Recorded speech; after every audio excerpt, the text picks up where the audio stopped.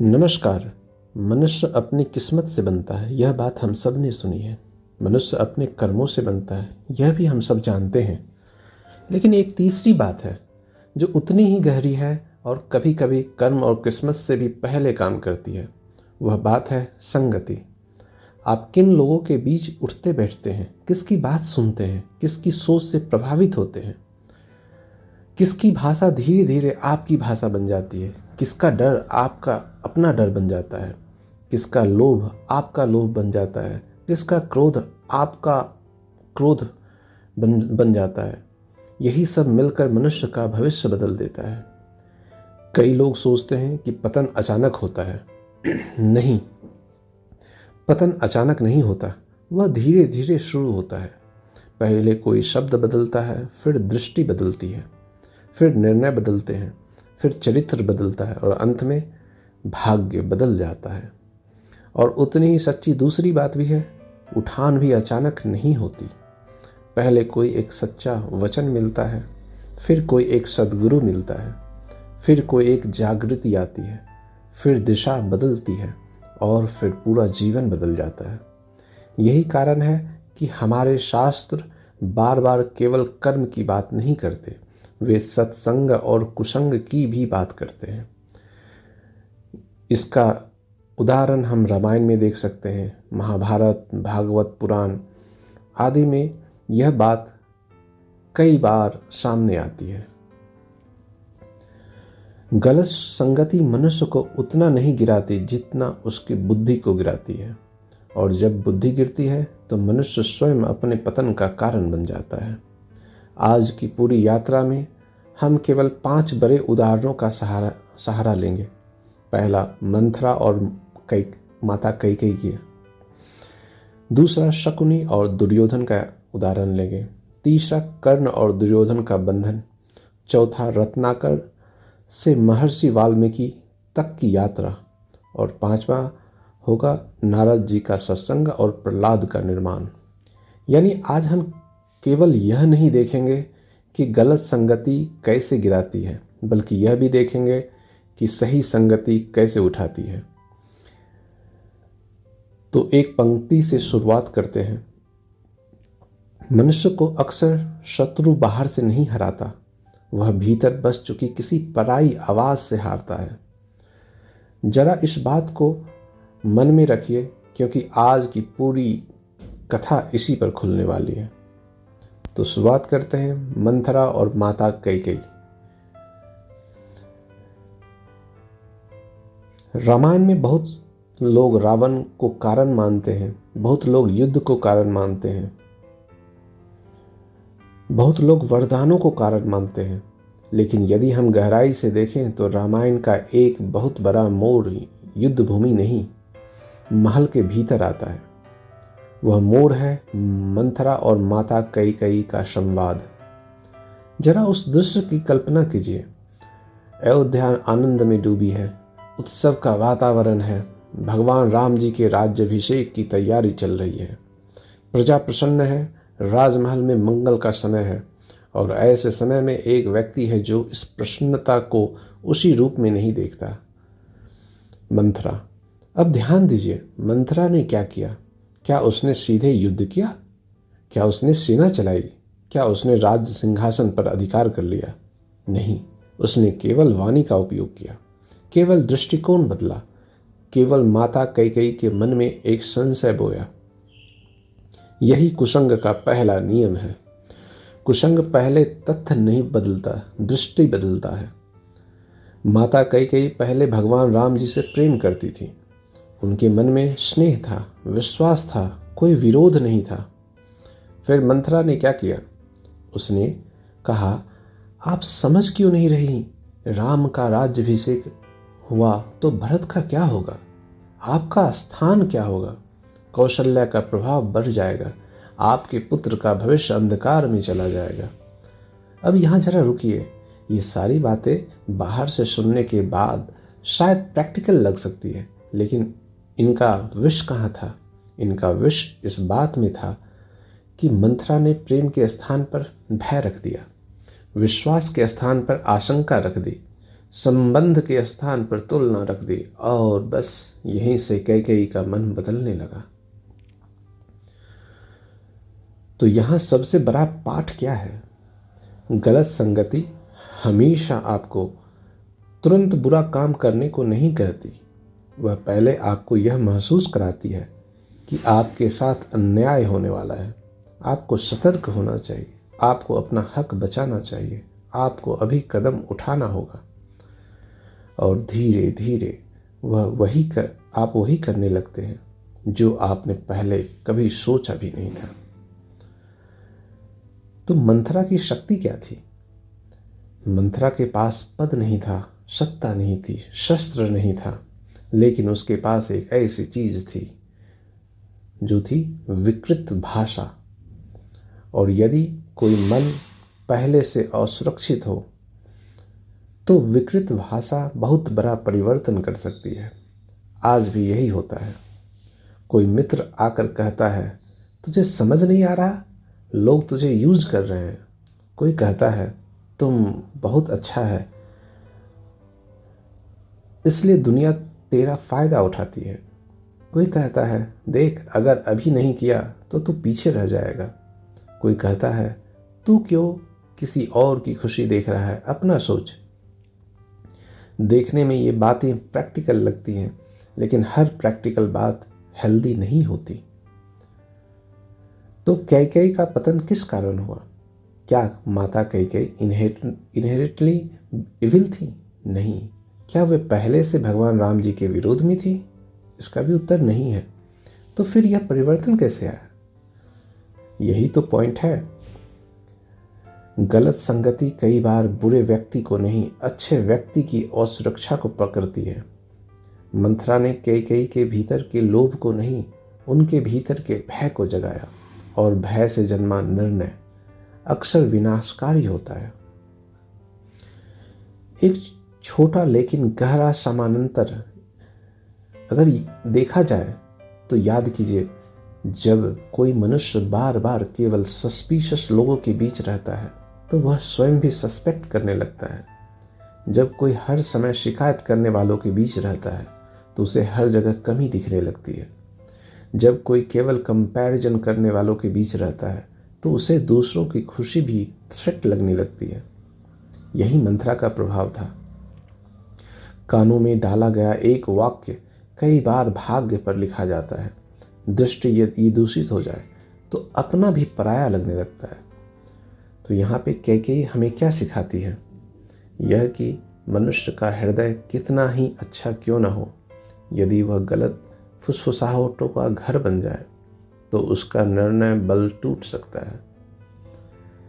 इसलिए अगर हमें पहला पाठ याद करना हो तो वह है, हर वह व्यक्ति जो तुम्हें बार बार भय, तुलना और संदेह में धकेले तुम्हारा हितैषी नहीं होता।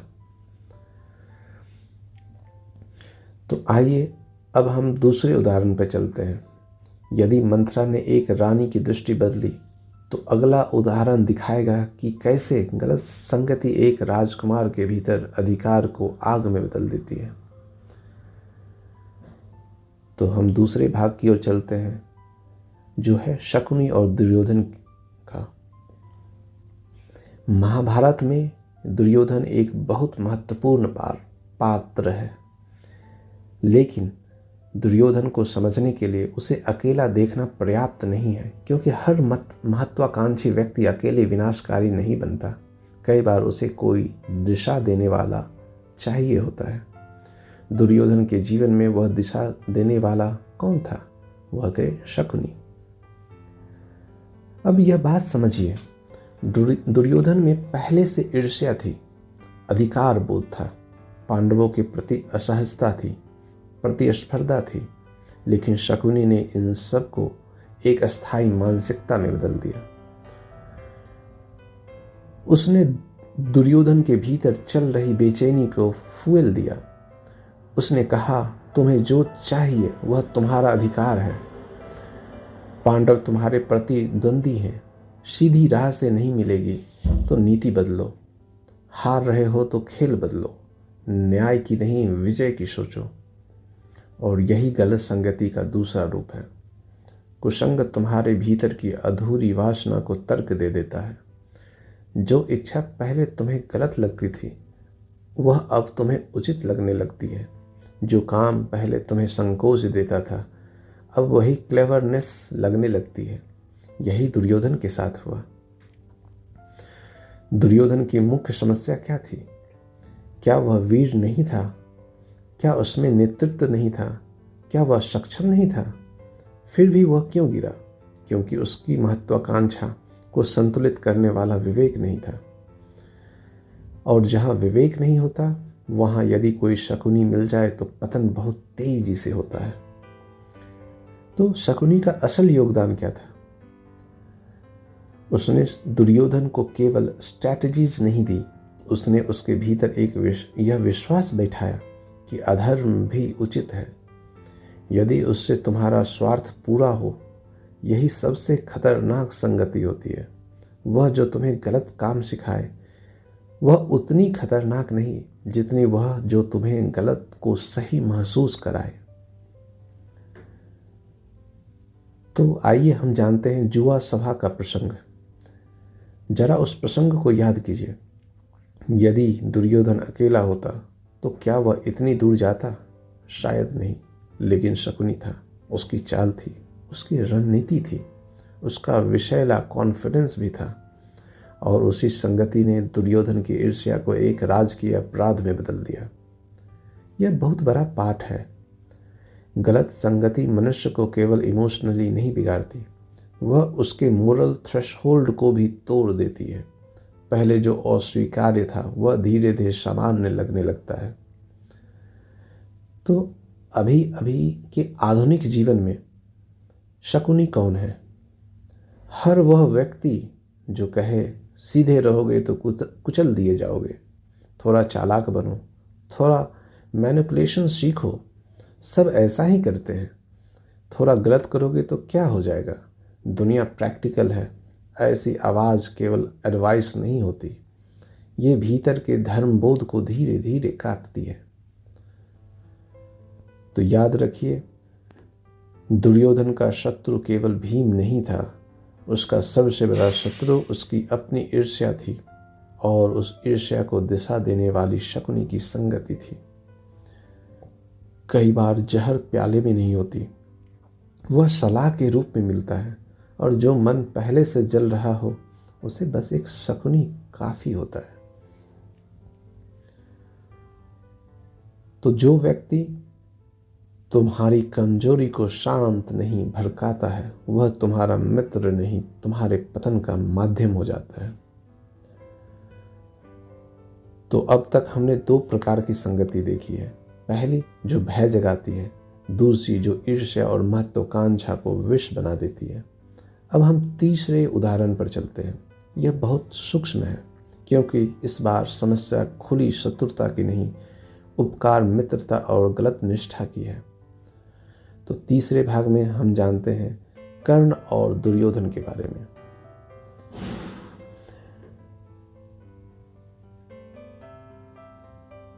कर्ण महाभारत के सबसे जटिल पात्रों में से एक हैं। उनके भीतर प्रतिभा है, दुख है, अपमान है, अस्वीकृति है, अद्भुत दानशीलता है और एक गहरा आंतरिक अकेलापन भी है। जब समाज ने उन्हें पूरा सम्मान नहीं दिया, जब उनकी जन्म स्थिति उनके लिए बाधा बनी, जब उन्हें बार बार स्वयं को सिद्ध करना पड़ा, तब उनके जीवन में दुर्योधन आए। दुर्योधन ने उन्हें सम्मान दिया, स्थान दिया, प्रतिष्ठा दी, मित्रता दी। अब यहाँ से एक बहुत सूक्ष्म प्रश्न उठता है, क्या जिसने तुम्हारा सम्मान किया उसके प्रति निष्ठा रखनी चाहिए? हाँ, अवश्य। लेकिन क्या उस निष्ठा के कारण तुम धर्म और अधर्म का भेद खो दो? नहीं। यही कर्ण का संघर्ष है। कर्ण का सबसे बड़ा दुख क्या था? अगर इसका उत्तर खोजा जाए तो उनका दर्द केवल यह नहीं था कि उन्हें अपमान मिला। उनका बड़ा संकट यह था कि उनकी पीड़ा ने उन्हें ऐसे बंधन में बांध दिया जहां कृतज्ञता विवेक से बरी हो गई। यही गलत संगति का तीसरा रूप है। कुसंग हमेशा क्रूर लोगों के साथ बैठने का नाम नहीं है। कई बार वह ऐसी निष्ठा का नाम है जो तुम्हें सत्य से दूर कर दे। कर्ण दुर्योधन के उपकार से बंध गए, यह मानवीय है, समझने योग्य है, लेकिन धीरे धीरे यही बंधन उन्हें वहां खड़ा कर देता है जहां वे जानते हुए भी गलत पक्ष से अलग नहीं हो पाते। यह ऑडियंस के लिए एक बहुत गहरी बात है। जीवन में कई बार हम गलत संगति में इसलिए नहीं फंसते कि हमें बुरी लगती है। हम इसलिए फंसते हैं क्योंकि उसने हमें किसी समय सहारा दिया था।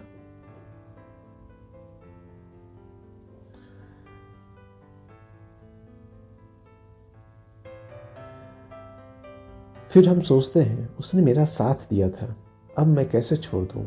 उसने मुझे उठाया था, अब मैं प्रश्न कैसे करूं? उसने मुझे पहचाना था, अब मैं उसका विरोध कैसे करूं? और यहीं से विवेक धुंधला पड़ जाता है। तो कर्ण का प्रसंग युद्ध के लिए इतना महत्वपूर्ण क्यों है? अगर इसका उत्तर हम खोजें, क्योंकि युवा जीवन में मित्रता बहुत निर्णायक होती है। कई बार कोई मित्र आपको इमोशनली सहारा देता है, फिर आप उसके इन्फ्लुएंस में इतने गहरे चले जाते हैं कि आप उसके रॉन्ग पैटर्न्स को भी जस्टिफाई करने लगते हैं। वह टॉक्सिक है, पर अब आपने सोचा उसने मेरे लिए इतना किया है। वह गलत दिशा में ले जा रहा है, पर आपने सोचा उसने मुझे एक्सेप्ट किया था।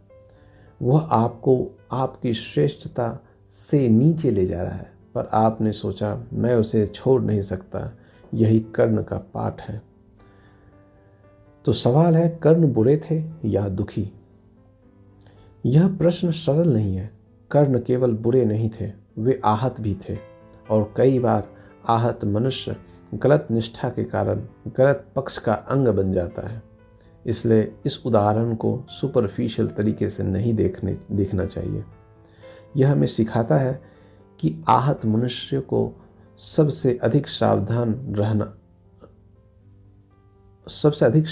रहना चाहिए, क्योंकि वे किसके प्रति बंध रहे हैं उन्हें पता नहीं चलता। कृतज्ञता बहुत सुंदर गुण है, लेकिन यदि कृतज्ञता के कारण तुम सत्य को खो दो तो वही गुण तुम्हें बांध सकता है। जिसने सहारा दिया उसका मान रखो, पर मान के नाम पर सत्य मत खो। बंधन यदि धर्म से दूर ले जाए तो वह प्रेम नहीं, मोह है।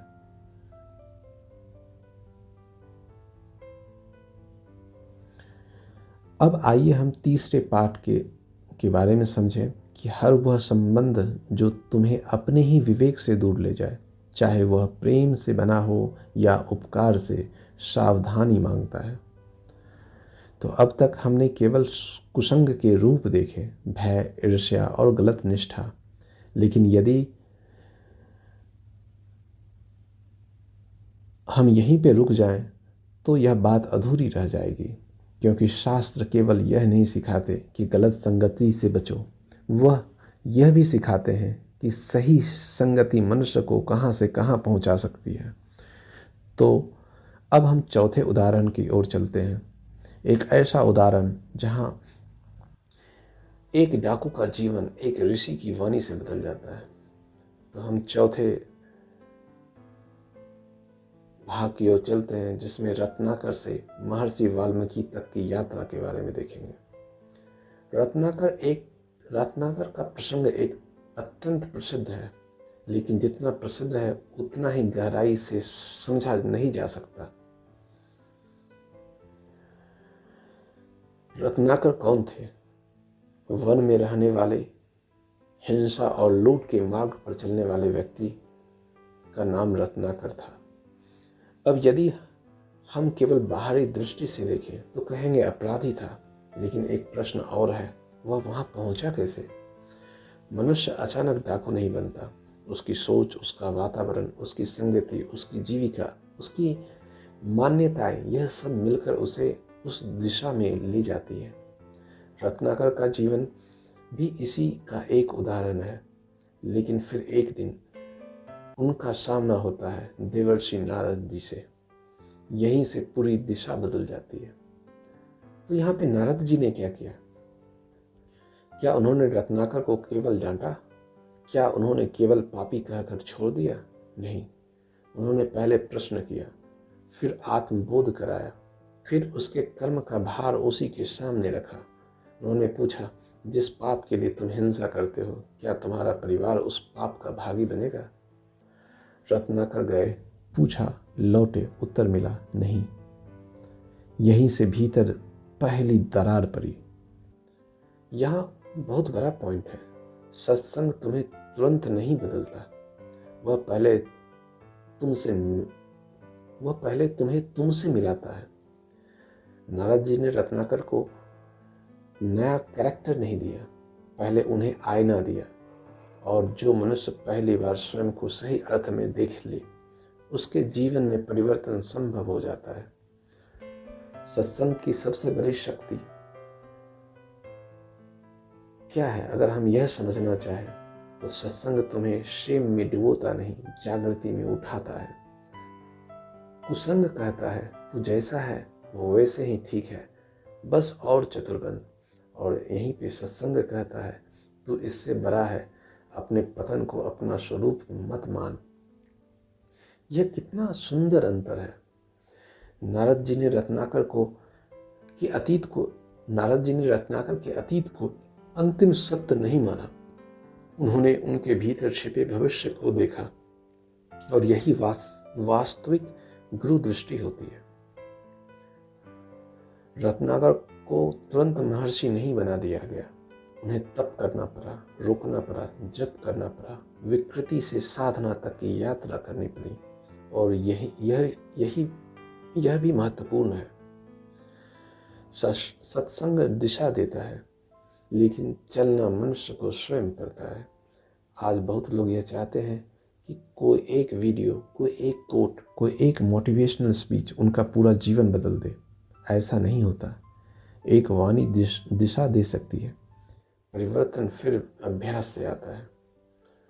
तो यहाँ पे रत्नाकर से वाल्मीकि तक की सबसे बड़ी सीख क्या है? यदि कुसंग मनुष्य को उसके पतन में स्थिर कर सकता है, तो सत्संग मनुष्य को उसके पाप से भी बड़ा बना सकता है। यही भारतीय चिंतन की अद्भुत बात है। वह मनुष्य को उसके अतीत में कैद नहीं करता। जो गिरा है वह समाप्त नहीं, जो भटका है वह खोया नहीं। एक सच्चा वचन यदि भीतर उतर जाए तो अंधकार भी मार्ग बन सकता है। तो यहाँ चौथा पाठ के बारे में हमने समझा। अब हम पांचवें और अंतिम उदाहरण पर चलते हैं। यदि रत्नाकर का जीवन सत्संग से बदलता है, तो अब हम ऐसा उदाहरण देखेंगे जहां सत्संग केवल एक व्यक्ति को नहीं, जन्म से पहले ही एक चेतना को आकार देता है। तो हम पांचवें भाग में समझते हैं नारद जी का सत्संग और प्रहलाद के बारे में। प्रहलाद का चरित्र जितना सरल दिखता है उतना है नहीं। एक बालक असुर कुल में जन्म लिया है। पिता हिरण्यकश्यपु जैसे अहंकारी, वातावरण भगवान विरोधी, राजमहल का वातावरण कठोर, शिक्षा प्रणाली भी उसी दिशा में। फिर भी प्रहलाद भगवान विष्णु की भक्ति में स्थिर कैसे रहे? यह प्रश्न बहुत महत्वपूर्ण है। शास्त्र बताते हैं जब प्रहलाद जी की माता गर्भावस्था में थी, तब उन्हें देवर्षि नारद जी का सत्संग मिला। वही दिव्य संस्कार बालक प्रहलाद के भीतर उतर गए। अब देखिए कितना अद्भुत संदेश है। संगति केवल बाहरी साथ नहीं, संगति वह भी है जो विचार, संस्कार और वाणी के रूप में भीतर उतर जाए। प्रहलाद जी का वातावरण उनके विरुद्ध था, लेकिन उनकी आंतरिक संगति उन्हें संभाले रही। यही पांचवा बड़ा पाठ मिलता है। कई लोग कहते हैं मेरे आसपास सब गलत है, मैं क्या करूं? पर शास्त्र कहते हैं यदि भीतर सही संस्कार, सही श्रवण, सही स्मरण टिक जाए तो वातावरण पूरी तरह निर्णायक नहीं रहता। तो प्रहलाद जी केवल भक्ति का प्रतीक नहीं है, वह यह भी दिखाते हैं कि मनुष्य की रक्षा केवल बाहरी सुविधा नहीं करती, आंतरिक संस्कार भी करते हैं। जब बालक पर बार बार दबाव डाला गया जब समझाया गया, डराया गया, दंड भी दिया गया, फिर भी वह डिगा नहीं। क्यों? क्योंकि उसके भीतर की संगति मजबूत थी। अब यह आधुनिक जीवन में कैसे लागू होता है? यदि कोई युवा हर दिन नकारात्मक कंटेंट देखता है तो वही उसका मेंटल एनवायरनमेंट बन जाता है। यदि वह हर दिन कटाक्ष, व्यंग, अश्लीलता, उपहास, कंपैरिजन में जीता है तो धीरे धीरे उसका मन उसी रूप में ढलने लगता है।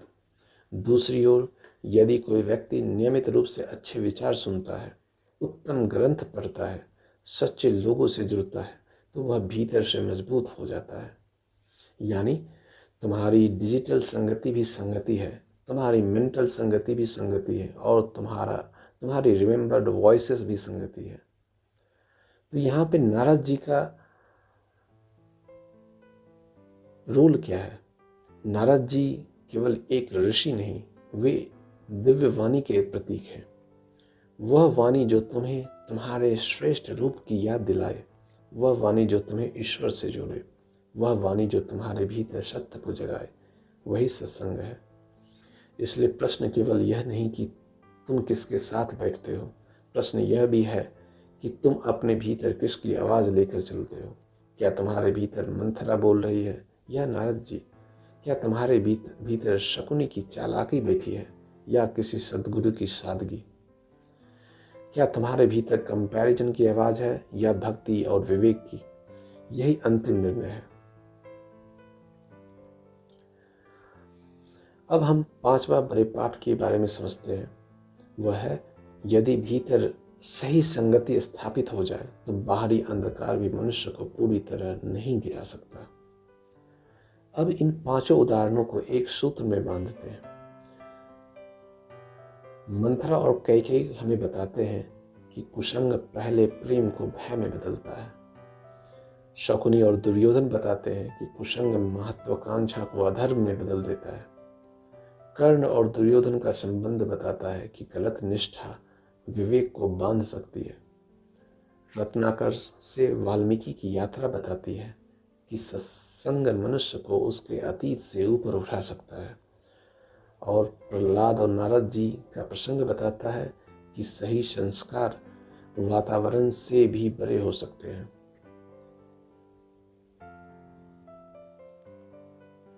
तो अब मैं आपसे कुछ सीधे प्रश्न पूछना चाहता हूं। आप किन लोगों के बीच सबसे ज्यादा रहते हैं? उनकी सबसे कॉमन भाषा क्या है? शिकायत, तुलना, डर, मजाक या विकास? आप दिन भर क्या सुनते हैं? उपहास, निगेटिविटी या कोई मीनिंगफुल वॉइसेस? आपके मित्र आपको आपके ऊंचे रूप की याद दिलाते हैं या आपके निम्नतम रूप को नॉर्मल बताते हैं? आपके जीवन में कोई नारद है, कोई जाम्बवान जैसा स्मरण कराने वाला, कोई ऐसा व्यक्ति जो आपको गिरने से बचाए, या आपके आसपास केवल मंथरा और शकुनी की तरह वह लोग हैं जो आपकी कमजोरी को फुएल करते हैं? ये प्रश्न साधारण नहीं है, इनमें भाग्य छिपा है। तो इस पूरी यात्रा से कुछ सरल लेकिन निर्णायक सूत्र जो हम निकाल सकते हैं वह इस प्रकार कह सकते हैं। पहला, जो व्यक्ति तुम्हारे भीतर बार बार भय और संदेह जगाए उससे सावधान रहो। दूसरा, जो व्यक्ति तुम्हारी ईर्ष्या, क्रोध या महत्वाकांक्षा को भड़काए वह मित्र नहीं भी हो सकता है। तीसरा, कृतज्ञता रखो पर सत्य मत खो। चौथा, यदि जीवन भटक गया है तो एक सच्ची संगति पूरी दिशा बदल सकती है। पांचवा, अपनी बाहरी कंपनी के साथ साथ अपनी इनर कंपनी भी शुद्ध करो। छठा, डिजिटल कंटेंट भी संगति है, इसे हल्के में मत लो। सातवां, हर बात सुनना ओपननेस नहीं, कुछ आवाज़ों से दूरी रखना आत्मरक्षा है। और आठवां, सत्संग केवल धार्मिक सभा नहीं, वह संगति सत्संग है जो तुम्हें सत्य, संयम और विवेक की ओर ले जाए। तो आज की पूरी यात्रा का सार यदि एक ही वाक्य में कहना हो तो वह है, मनुष्य जैसा सोचता है वैसा बनता है। और वह जैसा सुनता है वैसा सोचना शुरू कर देता है। इसीलिए संगति इतनी निर्णायक है। गलत संगति तुम्हारा समय नहीं, तुम्हारी दृष्टि खाती है। गलत संगति तुम्हारी आदत नहीं, तुम्हारा विवेक बदल देती है। गलत संगति तुम्हें तुरंत अपराधी नहीं बनाती, वह पहले तुम्हें गलत को उचित महसूस कराती है। और यहीं पे सही संगति, वह तुम्हें केवल अच्छा महसूस नहीं कराती, वह तुम्हें ऊंचा बनाती है, जगाती है, संभालती है, तुम्हें तुम्हारे भीतर के श्रेष्ठ रूप की ओर मोड़ देती है।